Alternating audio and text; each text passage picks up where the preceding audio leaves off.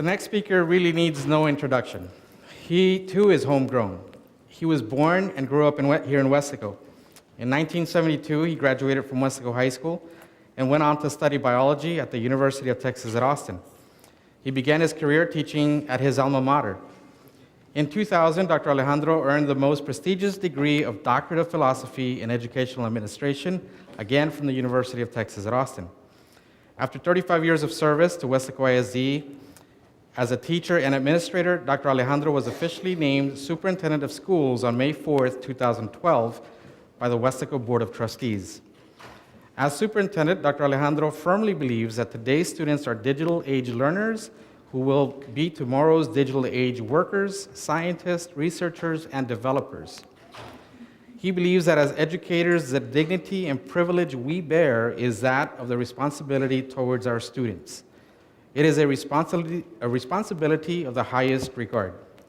Please help me welcome Dr. Ruben Alejandro.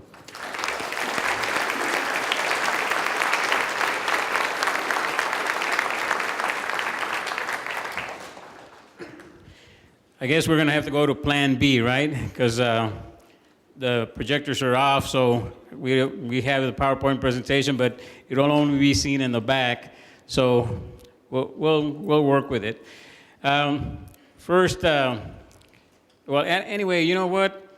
I guess it worked out because everything that I was going to say, Congressman Hinojosa said it for me. So just ditto what he said, and then we can go on, right? And go out and watch the model lessons that are out there. Congressman Hinojosa, thank you very much for your support. The coalition that you're talking about, that's what we're beginning here with this partnership in establishing that cohesion that we need to have between the city and the school district. But if, in case it's not really clear for everyone, because I haven't made it really clear, and that is that this is only the beginning. This is the core that's going to continue to grow, and this partnership is going to continue to get bigger. It's not only going to stay within the community of Wesco and the Wesco Independent School District, but we're hoping that it'll grow, and it'll eventually grow to businesses and cutting-edge type industry that will provide opportunities for our students. So that is what our goal is, to get to that level. I want to take this opportunity to show you our 21st century learners. I was looking out at the audience and I saw that there's a lot of students and a lot of children. Could you please come up front with me? With all the students in the audience and all the children, would you please come up here? Don't be shy, just get up and come on over here. Oh my goodness, some of these are taller than I am. Hold on.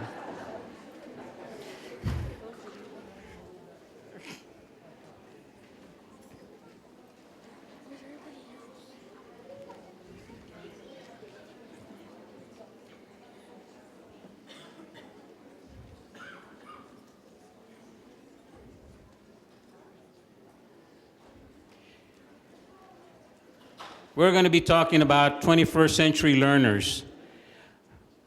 Well, these are our 21st century learners.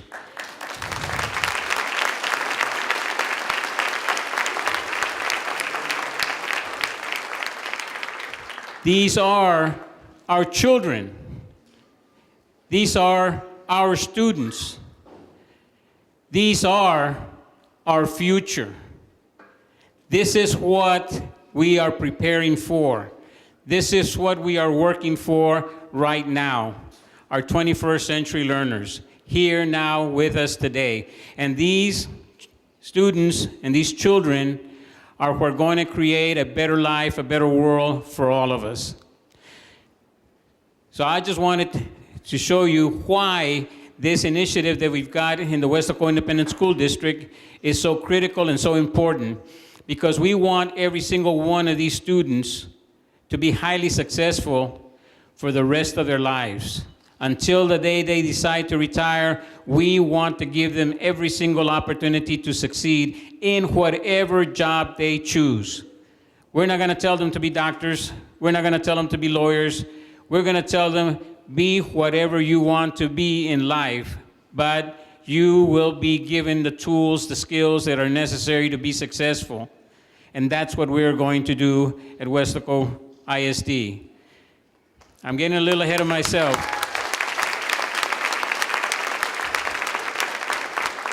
I'm getting a little bit ahead of myself, but let me just mention a couple of things before I let him go back and sit down. And that is that I am looking for the first Hispanic president to come from Weslaco Independent School District.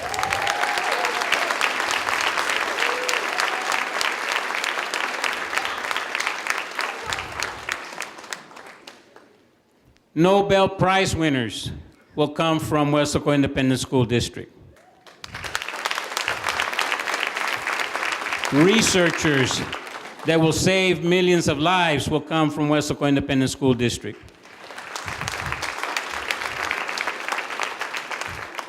Effective change takes 3 years. Research tells us that. At Weslaco ISD, we have committed to making effective change take place in 1 year. That's very aggressive, very aggressive. But you know what? We owe it to these children that are standing here before us. We owe it to them to have effective change take place as rapidly as possible because we want them to be highly successful, and the only way we're going to do that is to get them to be 21st century learners as quickly as possible so that they can be guaranteed the success that they deserve. So, students, thank you very much. You may take your seat now.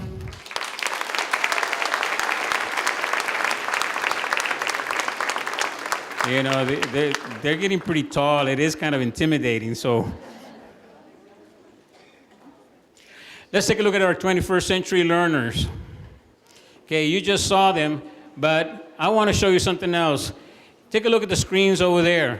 That is a 2-year-old child, okay? But we didn't bring a picture from somewhere else. What we did is we got a picture of one of our staff members' relatives. Another third-year-old student, not student, but a child, okay? Where do we get this picture? We didn't get it out of New York. Granddaughter to the staff development coordinator. Got another one. We didn't get it out of Montana. This is a daughter of one of our own staff members. These are our 21st century learners. They're our 21st century learners. They're already 2-3 years old, and what are they doing? They're already working with technology. Some Mr. Gonzalez mentioned that they're working already with their computers and their iPads. This is living proof, okay? And this is real world because these are children that currently exist. What happens when you go to Walmart or H-E-B and there's a child and they're crying, and what does a parent do? Takes out the cell phone and gives it to them, and all of a sudden they start working on it. I observe those things and I immediately think, you know what? That child is already probably knows more about that cell phone than I do. I'm serious. I carry a cell phone, and it's a smartphone. The only problem with this smartphone is that it's smarter than I am, okay? Smarter than I am. I got a Galaxy S. Students are using Galaxy S3s. This is an antique compared to what our students are using. So think about all the power that they have at their fingertips. These are mini computers and they know how to use them. So what we want to do is we want to make sure that we have this 21st century learning taking place and that we continue to maximize it so that our students can be guaranteed the success that they need. We do not want to go back to this, where students are sitting in rows, there's a teacher in the front of the classroom, okay, giving direct instruction, and nothing to stimulate students' learning. The pictures at the bottom, that's what motivates students. That's what gets them excited to learn, not sitting in rows, looking at the teacher in the front, waiting for the teacher to go ahead and put something on the chalkboard. This is a 1950s picture. This is a Louise Black, English teacher. Back in 1950, this was the way to teach, and this was the way to learn. The only problem is that as time has gone on, the body of knowledge has doubled about every 18 months. So think about the amount of information that is out there that students need to learn nowadays compared to 1950. That's why the STAR test that has come about has become so critical. That's why we need to have 21st century learners to be able to master tests like the STAR test. Because the information is so broad, the body of knowledge is so broad that it's impossible to learn everything. So what are they doing now? What is the state doing now? It's saying, you know what, instead of learning everything, let's take the basic concepts and let's master those concepts so that students can be able to adapt that learning to something else. And that is what we are doing ourselves here with this 21st century learning. The vision of the 21st century learners is exactly what I said before. We are going to guarantee the success of every single student that comes through Weslaco ISD. We need to, we have to, because these students are our future. We owe it to them to be able to provide them with all the resources that they need to succeed. And in a minute, I'll tell you about what those resources are. What happened during the summer is I became superintendent in May of this year. And at that time, the board met with me and they said, okay, you know, we've selected you as superintendent, but what we expect from you, okay, what we expect from you is to make sure that you take care of every single student that we have in our district. We want you to ensure their success and do everything possible to make sure that they're successful in life. That was the only direction that they gave me, because that was the commitment that they had towards our students. The commitment that they also made to me is that they have supported me wholeheartedly, 150% in this initiative. And as I told you earlier, effective change takes 3 years. We're doing it in 1. What is happening is that they have supported me in this initiative and said, you know what, if it's going to benefit students, then we are going to stand behind you. And that is exactly what they've done. I'd like to go ahead and ask the board members that are present here to please join me. Can you join me?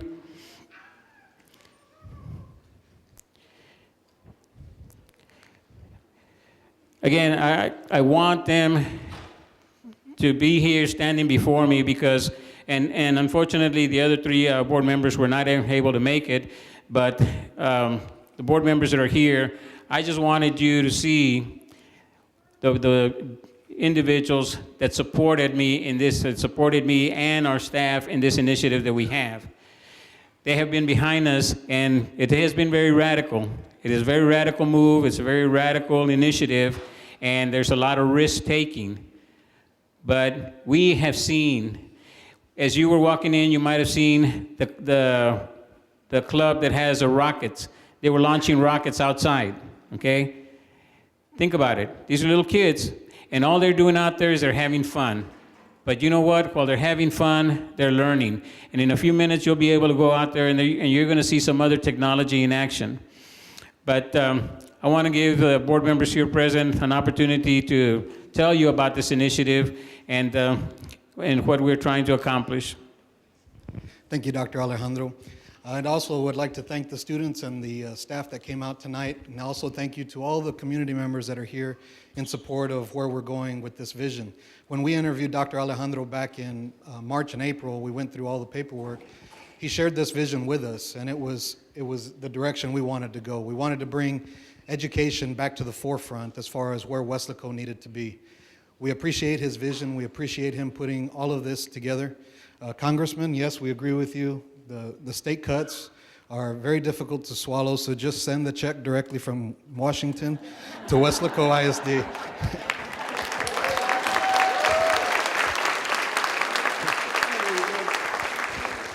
Thank you again to Mr. Gonzalez again for continuing to increase the property taxes here. We need that as well.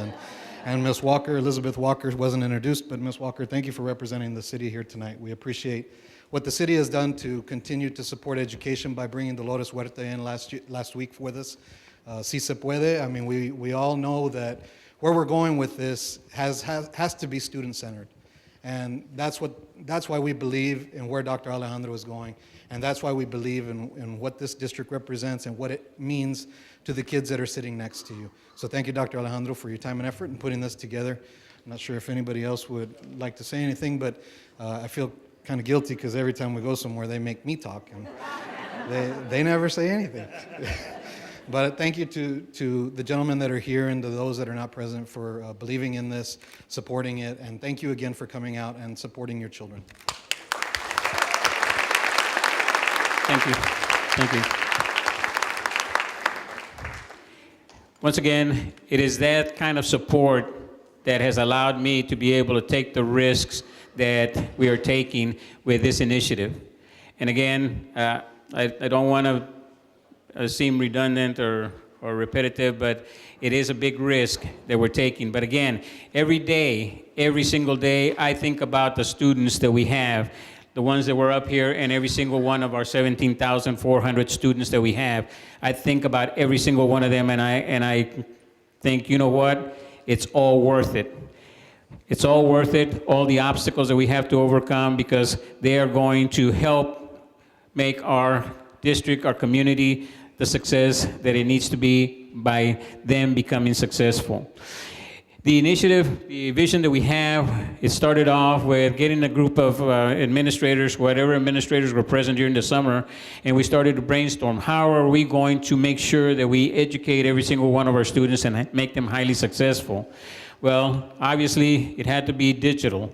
So we started exploring that possibility. And if you read the vision that we have up there, it says that we're going to give them the tools that they're going to need to be successful. We're going to give them effective communication skills. We're going to give them critical thinking skills. They need to be able to know things, be able to solve things, and then they need to be able to communicate with each other and with people all over the world. So those skills are extremely critical. Problem-solving skills. They need to have the opportunity to take a look at something and find a solution and make it better. We need to give them the ability to adapt to anything that comes around. Those are the skills that we're giving them. All of the digital media that we're using gives them those skills. And if they take those skills with them, it doesn't matter what happens 5, 10, 15, 20 years down the road. You know what? They're going to turn right around and create something or adapt to something new and continue to be successful. They're not going to have to be sent back to school or to college to be able to get trained again to come back and come up with a new career. A lot of our students are going to have 3 or 4 careers in their lifetime, because that's how fast the body of knowledge is moving. One day they're going to wake up and their career is going to be ended because the world changed. So what do? Do we send them back, train them again, and then bring them back to the workforce? And that might take a year or 2? No. We want them to have the skills that they need so that they can go ahead and wake up one day and say, you know what, my job doesn't exist, but I've got skills, and within a short period of time, week, a month, they will be able to adapt those skills and have a new job, or maybe even create a new job for themselves. So those are the kind of skills that we're giving our students. That's what's going to make them highly successful in life. And you know what? The only way that we're going to be able to do that is that we're going to need to every single employee in the school district must be a stakeholder in our students' education. And that means every single person: custodians, food service, transportation, maintenance, energy management, every single staff person. That's the other thing that we did during the summer. We planned to train everyone. We had a convocation. We included everyone come in so that they could see the vision, see what it is that we wanted to accomplish. And then what we did is we turned around and started implementing a staff development program for every single staff person. And again, we didn't only concentrate on teachers. We also concentrated on our support staff, such as, again, custodians, cafeteria workers, maintenance, and we're setting up a staff development program where they're going to be allowed to have at least 1 hour a week to go through a staff development program, to continue to build their capacity. Because you know what? We want to give the custodian that's sweeping the floor the opportunity to say, you know what? Sees a young man or a young lady in the hallway, says, you know what? I saw that you were doing this, but you could do this better by doing this. There's no reason why that custodian couldn't go to a teacher and say, you know what, I've seen that you're doing this lesson in this way, but I saw another teacher doing it this way. You might want to go visit and see if you can glean something from it or get something from it. But we need to go ahead and empower every single person in the district to be able to have that confidence and have the opportunity to try to get everybody to help our students to continue to grow. So we want to give them skills. That's the first part of our vision. We want to give our students the skills they need to be successful, and then we want to empower every single staff member to be able to have the capacity to guide and help our students to continue to be successful. That's the only way, because every single person must be a stakeholder. And now that we've got the district all in moving in that direction, now we're encompassing the community, and the next step, as we mentioned to Congressman Hinojosa, we're going to expand beyond that to take a look at industry, okay, because we want to embrace industry as well. Our goal, again, is that all WISD students will be successful for their entire life. That is a commitment that we have made, and we're working very diligently to try to reach that commitment. We're trying to have an infrastructure in place by August of 2013 that will guarantee that success for every single one of our students. Our students are our future. We've seen the 3 top pictures before. But if you take a look at it, we have jobs we prepare for today that will set the foundation for the future. But we're also preparing for jobs that don't exist. I'd like to introduce 3 gentlemen that are joining us today. We have Mr. Eric Roeder, an alumni, 1983. We have Mr. Juan Montalvo, alumni, 1984. And Mr. Rich Garcia, alumni, 1984. What I want them to tell you is that they were graduates in the mid-'80s, and they went into jobs that don't exist or didn't exist when they graduated.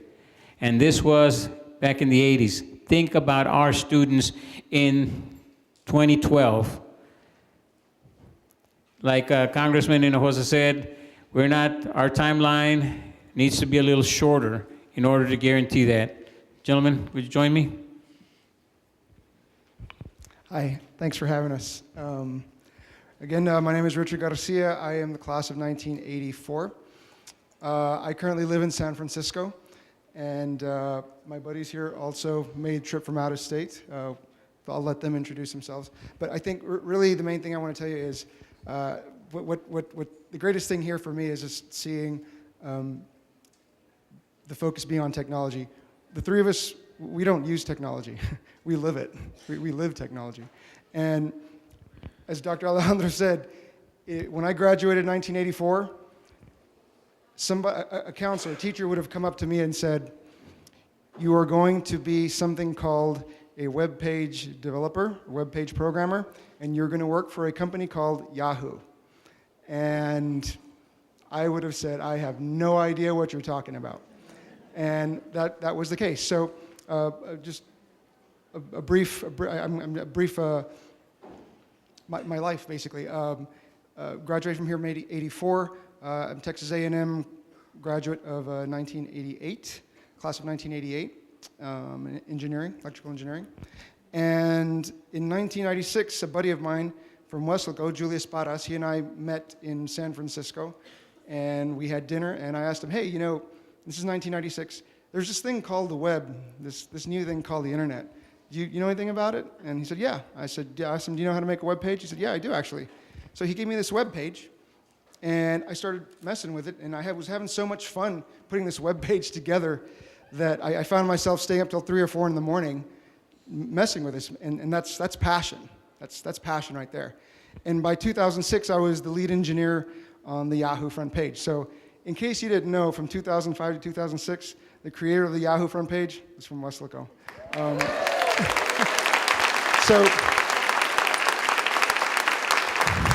again, another one of the principles that Dr. Alvin talks about, critical thinking. The idea for something called live blogging popped in my mind. Again, in 1984, if someone would have said, you are going to start a company with live blogging, I would have said, cool, I'm going to start a company. But live blogging, no idea what that is.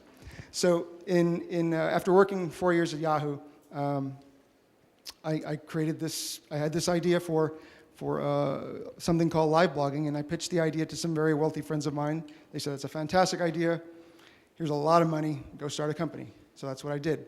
So what I want you to notice is as the ball starts rolling, you start taking more risks. And you start taking more risks, you start seeing really cool things happen.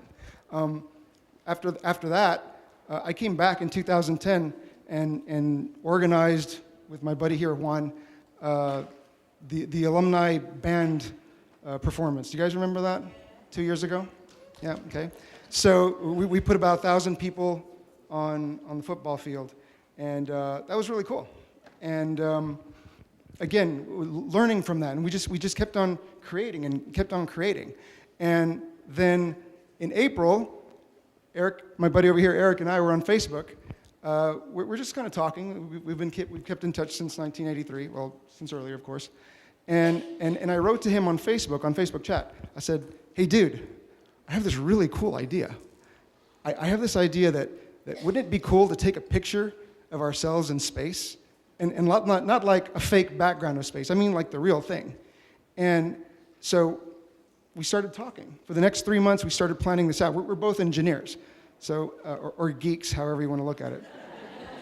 But we started saying, okay, well, you can use a weather balloon. You can put a little camera in an ice chest.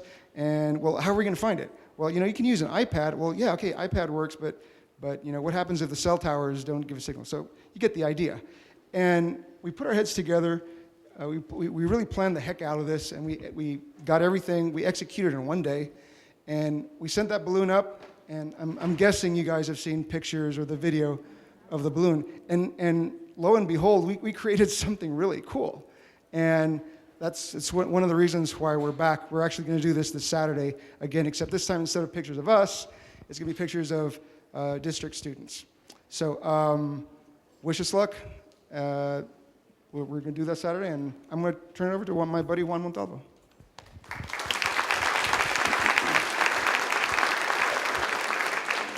Thank you, Rich. My name is Juan Montalvo. I graduated with Rich in 1984.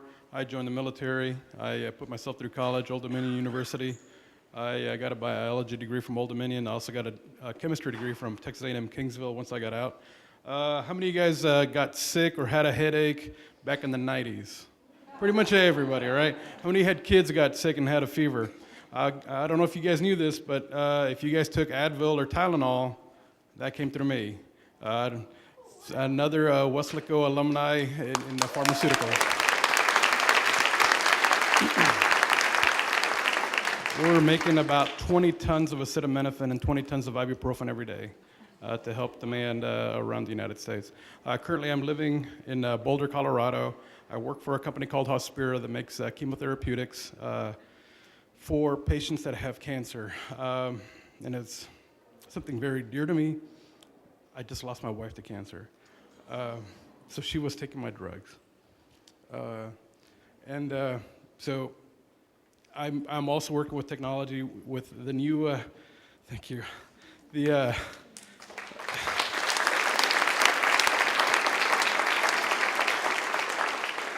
new drugs that we're developing are coming up with new instrumentation called ultra performance liquid chromatography that didn't exist have not existed for very long, especially not when I was in college. So keeping up with technology is something that when Dr. Alejandro and was mentioning about 21st century learners, we are still 21st century learners. Thank you. Hello, I'm Eric Rader, and I'm a class of '83 graduate. Left Weslaco went to Texas A&M, was in the Fighting Texas Aggie Band with Richard. Graduated aerospace engineering, was a Navy scholarship, so I had to go into the Navy. They tend to remember when they give you money. So had to go in, was doing 4 years, was going to be an aviator, but unfortunately got glasses halfway through college, and LASIK and PRK had not yet really been invented yet, and I could have really used that technology. But ended up going to the Navy, was on a ship, and then decided I wanted to go ahead and get out, wanted to get into some technology. Went back to school, went to University of Houston, graduated with an MBA, and went to work for Anderson Consulting, now Accenture, and became a technology manager with them. Unfortunately, I could not shed the aviation bug and ended up walking away from that and decided I had to return to my initial passions and went, and I'm now a pilot for American Eagle out of Dallas, been there for 11 years, and I'm a captain with them. But all along, I continued working with the Navy. And after 9/11, there was new technology that was coming out, kind of stimulated my technology engineering and got me really interested in it. It's a field in the military known as ballistic missile defense. So after 9/11, the military became very interested in the technology. So I began to go to classes and train up and just try to become as smart on the area as I can. And so now I'm currently on active duty at Pacific Command in Hawaii, helping them with theater ballistic missile defense. So it's...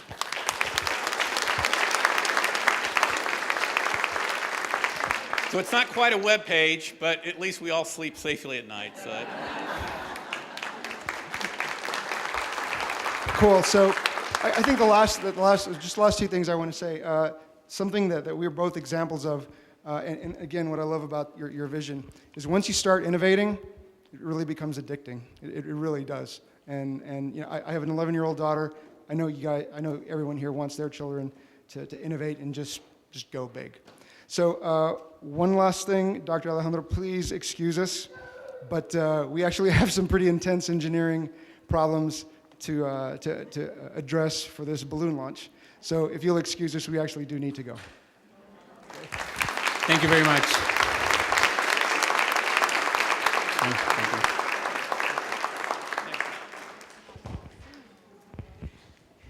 These are just 3 success stories from Westlaco. Our goal is for all of our students to be that kind of a success.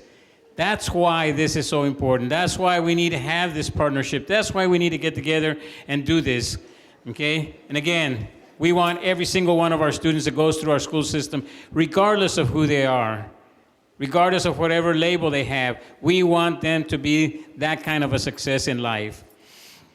In order to be able to have continued success, our students need to have the skills that they're going to need. Skills such as communication, as I mentioned earlier. They need to be able to communicate not only with their peers here in Westlaco and Westlaco ISD, but with everybody across the world, which is highly potential that we have right now.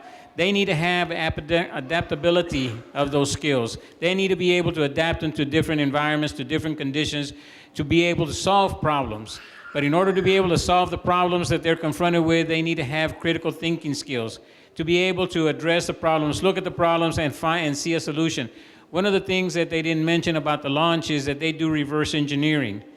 They come out, okay, this is what needs to happen at the end, so how do we make it happen at the end? So they work with reverse engineering a lot. One of the things that they mentioned is that in order for us to be able to retrieve this capsule close to Westlaco, they're having to reverse engineer to figure out wind patterns to find out where they need to launch it from. They started off at Port Mansfield. It was moved to Falcon Lake. It was moved to the county line between Star and Hidalgo. And right now, that seems to be the one that's holding fast. But look at all the different places that they've had to look at in order for this balloon or this capsule to be able to land close to Westlaco within a 20 to 30 mile area. Okay, so that's a lot of what needs to be done. But that's where the critical thinking, the problem-solving skills come in, and that's where the creativity, because as he mentioned, when they started this idea, they thought about a cooler. Now they've progressed to just a simple frame, a metal frame where the cameras are going to be mounted and they're going to be launching it. So again, constantly thinking. These are the kind of skills that our students need to have in order to be able to be successful and be able to meet any demands that the future might hold. This quote really struck me. There's a quote from Alvin Toffler, and he says that the illiterate of the 21st century will not be those who cannot read and write, but those who cannot learn, unlearn, and relearn. Those are the skills that I'm talking about. Remember? That's why it's so important for us to teach our children, our students, those kind of skills. Because in order for them to be successful, if the job market ends, they need to be able to unlearn what they needed to learn to be successful at that particular job because it no longer exists, and be able to relearn based on the skills that they have in order to continue to be successful. So Alvin Toffler stated it very appropriately when he said that the illiterate of the 21st century will not be those who cannot read and write, but those who cannot learn, then unlearn what they've learned, and then relearn with something new. 21st century instruction. If you can see, these are pictures of our staff members. We had a tech day in August during the staff development. I approached the principals during the summer and I said, you know what? We need to have some staff development. We need to try to go ahead and address the technology. And I said, I would like for you to consider dedicating one day of staff development for technology. Immediately they said, no, one day is not enough. We need more than that. Well, how much more do you need? Well, all we can afford is just another half day, but we want 1.5 days. So that told me immediately that our principals were very energetic and very willing to go ahead and embrace this new wave of technology that we wanted to implement. But right along with that, we needed to make sure that we had the proper staff development to build the capacity in all our teachers so that they could keep up with our students. Because as I mentioned earlier, I'm using old technology because our students are using newer technology. So now what we need to do is we need to build this partnership with our students where our teachers know the content because they've gone through college, they've taken all this coursework, they got degrees, and they've practiced it for for several years based on their years of experience. So the students will never know more than the teachers in terms of the content. But, and I'm the first one to admit it, I don't know as much as most of these students in the area of technology. So that's where we need to work together. In that short video that you saw me standing there with a couple of students, and they were working on a computer and the robotics. Those were second grade students. And if you noticed me carefully, I was very inquisitive because I didn't know exactly what they were doing. And I was trying to ask them questions, and they were being very polite, answering my questions, and then they rush off because they had to go check their robots to find out if they were going to work. And then they come back and get on the computer and make some changes and, well, what did you do now? And again, very polite, second graders, very polite. They would answer my question, okay, and then immediately rush off. I mean, they were running back and forth trying to get their robot to do what it was supposed to do. Second graders, okay? And I'm there, and I'm feeling like, you know what? I need to go back and relearn something, okay? But this is what we're doing. We're building the capacity in our teachers to be able to integrate a lot of this technology into the instruction so that it can facilitate the learning, okay, and continue to help our students to be successful. One of the initiatives that we've got is the BYOT, Bring Your Own Technology. And if you notice, almost every single student, almost every single person has a smartphone, okay? And what we're doing is, yes, we're pushing iPads, yes, we're pushing computers, yes, we're pushing laptops, but we're really pushing the use of smartphones. We're doing a book study right now on 21st century skills for leaders, okay? And we're doing it with our principals. All our principals bring their iPads. They have this book downloaded on their iPads, but one principal downloads everything on his smartphone because it makes it easier for him to carry it in his pocket and have it with him at all times. Sometimes you do leave your iPad behind because it is a little bit bulkier, okay? but the smartphone, you have it with you because you use it for everything else. So that particular principal downloaded everything on his smartphone. So again, our students, they have their smartphones with them all the time. They might have their iPad 50% of the time. They might have their book 5% of the time. But you know what? Their smartphone is with them almost 100% of the time. So we're pushing for smartphones. But right along with that, we develop a policy in place so that students know exactly how they're going to be able or allowed to use their phones in class. If they break the rules, then they will lose that privilege. So we do have a document that we're going to have them sign, the parents sign, so that they can use the phones. Instead of taking them away from the students, let them use them, but let them use them constructively. We're also having them bring their iPads, iTouch, iPods, whatever. And then, of course, we're looking at a lot of applications that are free. Almost everything out there is free. You don't really have to pay for anything. You just need to look at it. Every single morning, I get to the office at 6:45, and then I start going through my emails. And I have a lot of emails that I get, and anything that I see that comes through to me that is potentially beneficial to the staff, I shoot it to central office administration, to campus administration. I send them the email and I'll tell them, check out this article or check out that article or just for your information. And then they get it, and then they get whatever they can use, and then they share it with their staff. So again, there's a lot of free information out there. And again, as I mentioned, we will have a policy in place on how to use the technology that we're bringing. Community partnerships. We're working under the old Chinese proverb that it takes a village to educate a child. That's exactly what it is. One of the main things that I would hope is going to happen today is that we're going to be able to spread the word throughout the whole community. What we're hoping to accomplish is that we can set up this vision and we can have these posters of the vision out there and put them out there in businesses. We would want to make sure that maybe like H-E-B will allow us to put them on the doors, Home Depot, Lowe's, all of these businesses, that we go ahead and put it out there so that everywhere that students go, everywhere that parents go, they'll see and they'll say, you know what, yeah, that's what they talked about. This is the wave of the future. This is what's going to guarantee the success of our children. So yes, we all need to get together and go ahead and support this vision because, again, I want my child to be successful. I want my nieces, my nephews, my grandkids, I want them to be successful. And I want everybody to support that vision.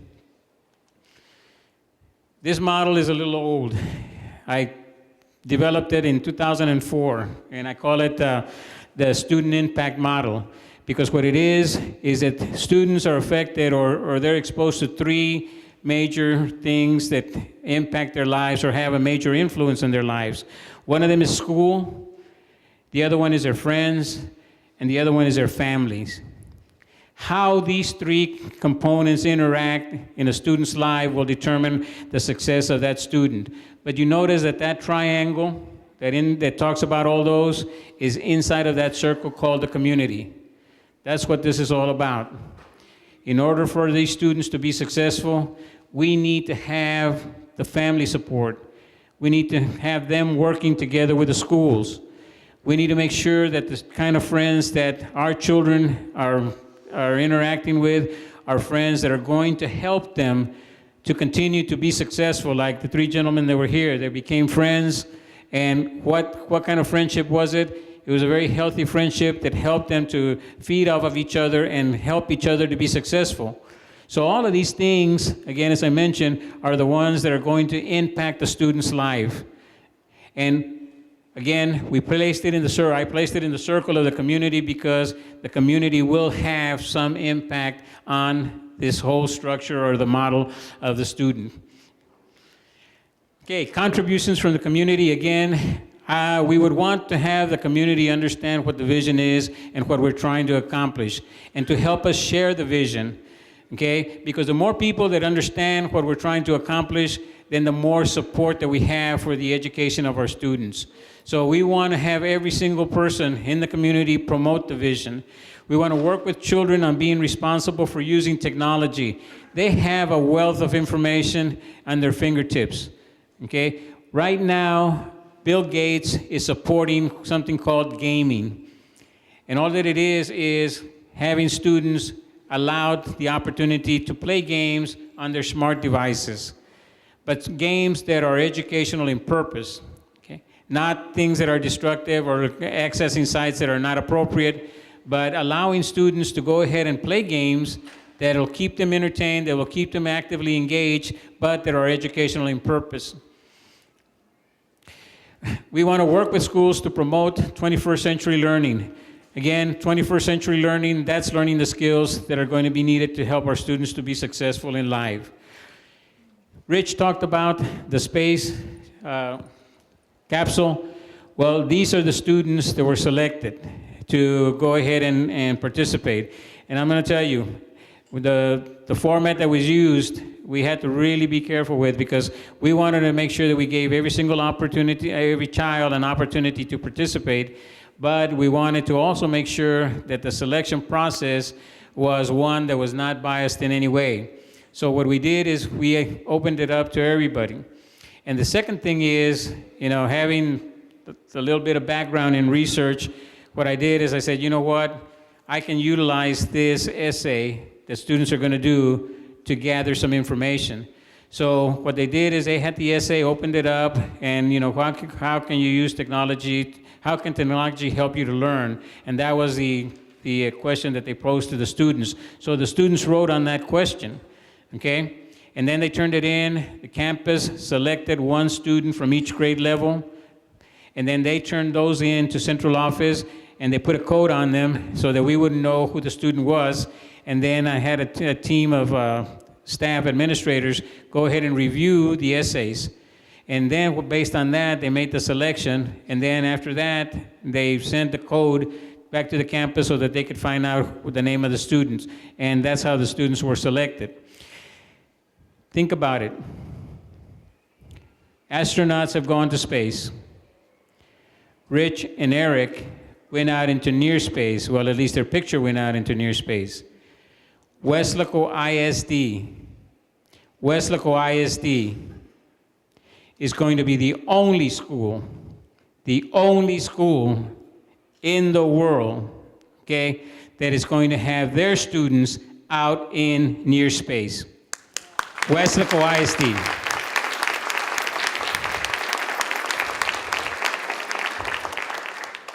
That's what this is all about. That's, our kids deserve that recognition. We're going to try to have the media there. We're going to try to see if CNN can go ahead and post it out, because this is something that has never been done before. And again, this is what this whole town hall meeting is about, our students. Thank you.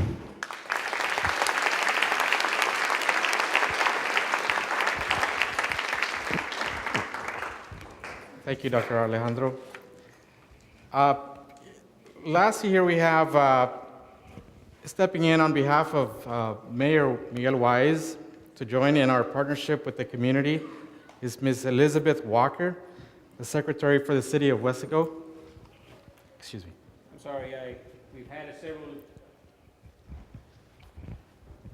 sorry, we had several events that were not in the plan, so I almost missed one thing, and that is that right with this picture, I wanted to introduce a couple of parents to you, okay, and that their children were selected, and they're here tonight. We have La Señora Rodriguez and Ms. Ayala. And what I'd like to do is I'd like to go ahead and let them have a few minutes to tell you about their child being selected.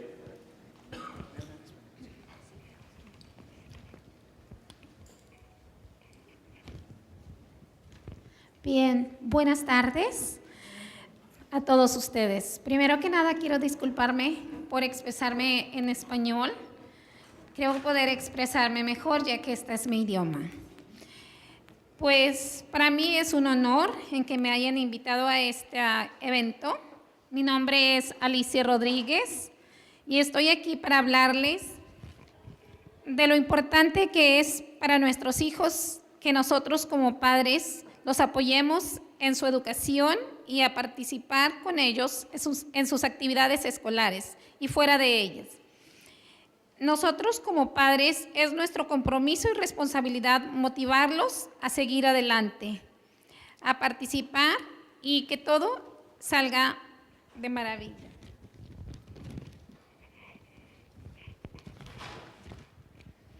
Voy a hablarles un poco acerca de mi hijo.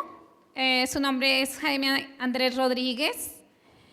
Él ha podido escalar metas muy altas para su corta edad.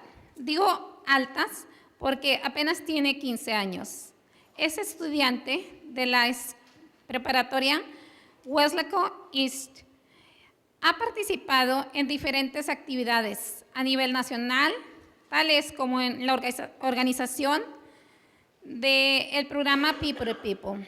El año pasado asistió a diferentes eventos. Estuvo en Nueva York, en Maine, Filadelfia, y a una junta muy importante como líder juvenil, invitado de honor en la ONU. Y este año estuvo 6 semanas en la universidad, atendiendo a clases avanzadas de matemáticas y ciencias. Y sigue participando en diferentes eventos. Todo esto es debido a la ayuda del distrito de WISD-KWES, que siempre los ha apoyado incondicionalmente, para que los niños y jóvenes salgan adelante y lleguen a ser los jóvenes del futuro. Gracias de nuevo al distrito de WISD-KWES y a estos programas de tecnología tan avanzada. Thank you, Mr. Alejandro. Dr. Alejandro, he was Mr. Alejandro because he was my chemistry teacher in high school. I just wanted to take an opportunity to say thank you to the WESCO ISD. I have my daughter Jasmine, who's up on the billboard, and I'm very, very proud of her. She has, in the last 7 years, well, the last 12 years, she just turned 12 last week, has made our family very proud. I've been very lucky that I've had a lot of support from my parents who have helped. I had prepared like the whole thing about the village. It takes a village to raise a child, because it's true. The support of my parents, the school, her ex-teachers and principals that have done amazing jobs. And I'm really excited to, that they're doing, the stuff that they do. She's done the robotics. She's done, she did a little cartoon film that lasted 2 minutes. It's amazing the stuff that they've done. And I'm excited to see what she does every year, and it's just really exciting.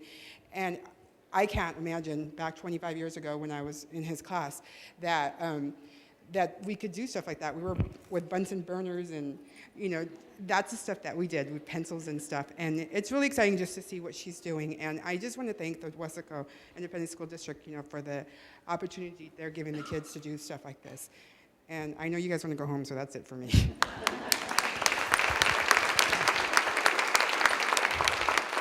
But they did like the peanut brittle that we made, okay?